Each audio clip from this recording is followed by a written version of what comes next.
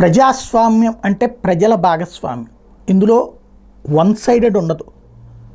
అధికార పక్షం ఒక రకంగా ఉంటుంది, ప్రతిపక్షం మరొక రకంగా ఉంటుంది. అధికార పక్షం అంతా బాగానే ఉందనుకుంటుంది, ప్రతిపక్షం అందులో లోపాలు ఎతుకుతుంటుంది. ఆ లోపాలని తెలుసుకుని పరిష్కరించడం అన్నటువంటిది అధికార పక్ష బాధ్యత.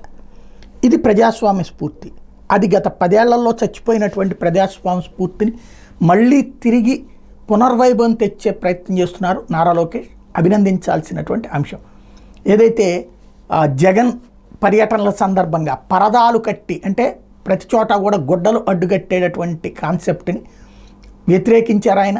తను ఉన్నటువంటి సందర్భంలో తన పాదయాత్ర అట్లాంటిది లేకుండా చూసుకున్నారు.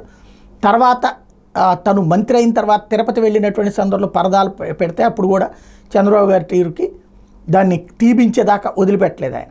అది నెంబర్ 1. ఆయన బాధ్యతాయుతంగా ప్రవర్తించినందుకు హ్యాట్స్ ఆఫ్ చెప్పాలి. నెంబర్ 2, తాజాగా ఏదైతే మడకశిరకి చంద్రబాబు వెళ్తున్నప్పుడు అక్కడ ఆందోళనకు సిద్ధమైంది సిపిఎం. దానికి ఆ నాయకులందరినీ గృహ నిర్బంధం లేదంటే అరెస్ట్ చేసి పోలీస్ స్టేషన్లకు తరలించడం జరిగింది.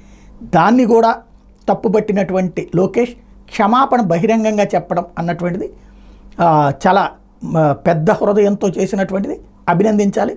ఏదైనా సరే తప్పులు తెలియనంత వరకు ఓకే, తప్పు తెలిసిన తర్వాత లేదా మనం ఒక విధానం అనుకున్నాక ఆ విధానాన్ని ఆచరణలో పెట్టాలన్నటువంటి ప్రజాస్వామ్యబద్ధమైనటువంటి ఆలోచన చేస్తున్నందుకు లోకేష్కి అభినందనలు.